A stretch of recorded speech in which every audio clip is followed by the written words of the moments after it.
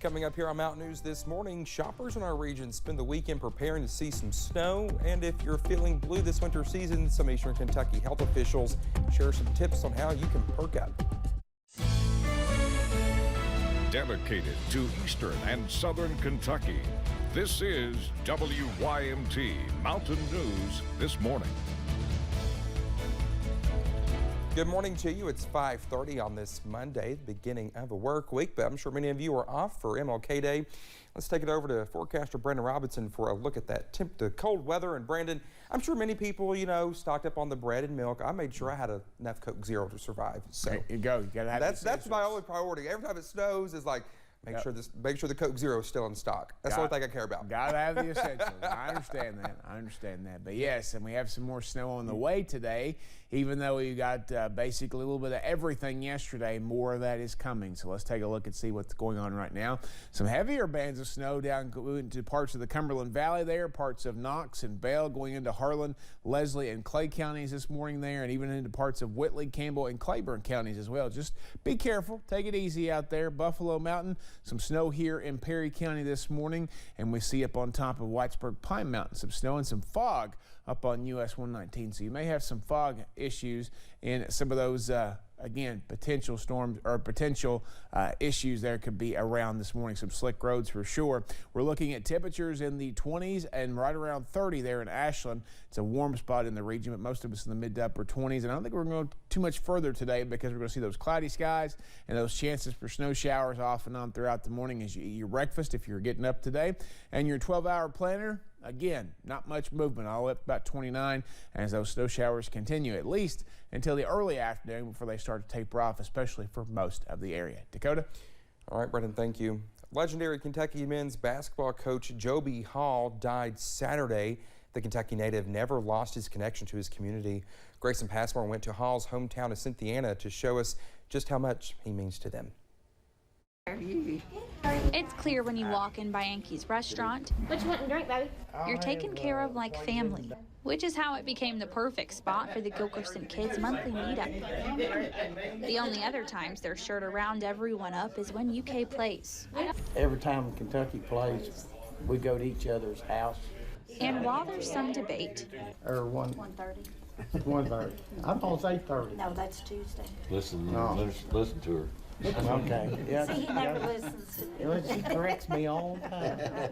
the Gilkersons can't agree on one thing after UK's win against Tennessee Saturday. They won it for Joe B. Little paper like he always did. Yeah, they sure were. Before the Gilkersons became regulars, someone else who may have loved the game of basketball even more frequented the Main Street business. He had heard when we first started coming here that Joby Hall always came here. Before he was Coach Hall, Joby Hall's senior class picture from 1947 proudly hangs on the walls.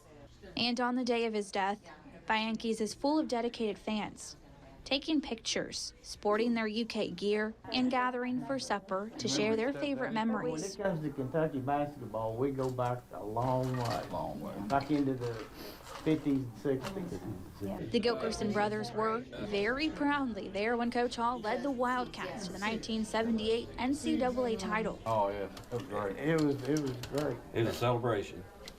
Turn any direction in downtown Cynthiana, and it's clear what Coach Hall means to the community, from the street signs to the larger-than-life mural, and back to the dinner tables, where stories seem to be the main course. He was a good man. He was.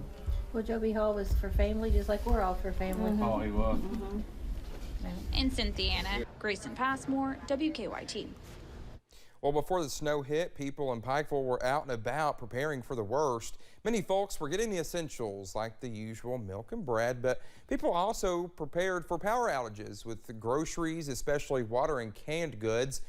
Now, many prepared by gathering gas or propane to stay warm. We talked with people on the street about how and why they were preparing for the storm. We're gonna go to Walmart to finish up, get the rest of the things we need here in a minute, get a couple cases of water and everything. Because I don't know how much snow it's supposed to be, but I heard it's supposed to be a good amount. So I just want to make sure I live up in the dorm, so I want to make sure our dorm at least is prepared. Ragsdale, who's originally from Kansas, also says he is excited for the snow, but is worried about road conditions following the icy temps. Wintertime can be difficult for many mentally. Our Chaz Jenkins sat down with health experts on why this is and how to combat it. For many during this part of the winter season, seasonal depression is at an all-time high. January starts off kind of with a bang with New Year's and so forth. And then as we settle into our routines, it's like, it's kind of the same old thing. And for many Kentuckians, this year has not been friendly. We've had flooding, we've had tornadoes.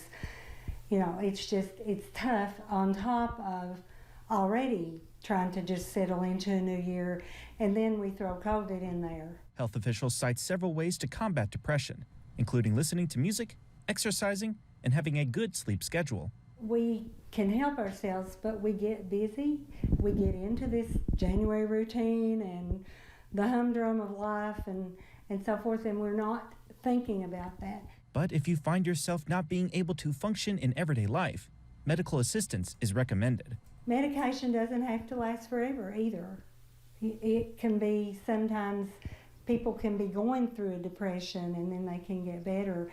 You can discontinue the medicine and then they kind of normalize. Either way, health officials say help is always available. To think that the main thing is we're going through these things. The word through indicates we are going to come out on the other side. Getting past the dreariness the season can bring.